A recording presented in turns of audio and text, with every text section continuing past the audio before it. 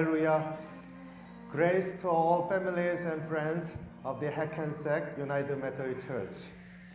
I would like to share my reflection on the rod and staff that David uses as the image of God's protection and the saving grace in the Psalm 23. In the upper room reading dated February 3rd, Karen Wingate from Arizona shares her story that relates to this image of the rod and staff as God's guidance and protection, which touched me so much and made me think of the rod and staff given to me by God. Let me read Psalm 23, verse 4, which is the key verse that David uses the image of rod and staff, and then share Karen's story with you to point out that we also have as God's rod and staff.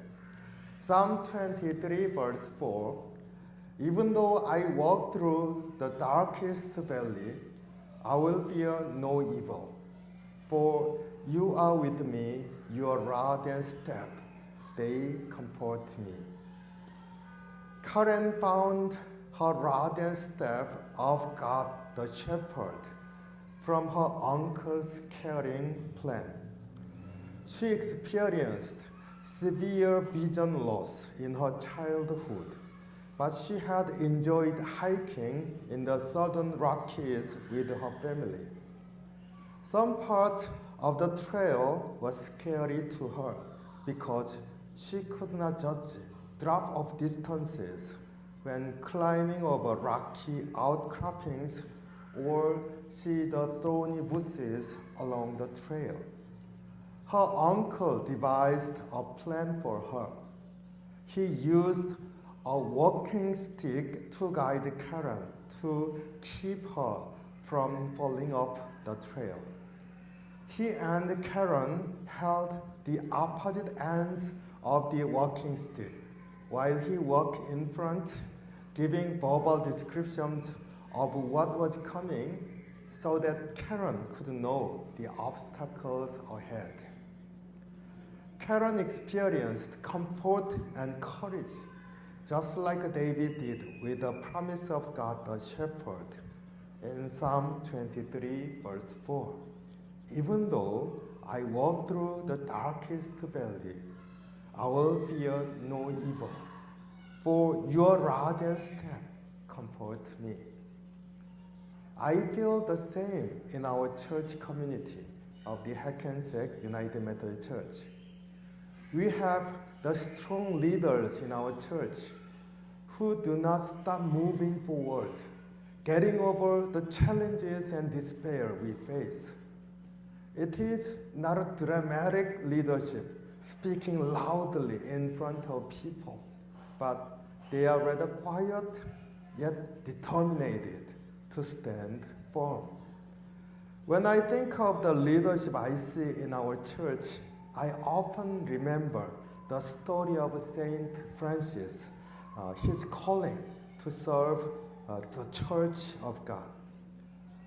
Francis saw in his dream the church slanted and gradually falling to its side.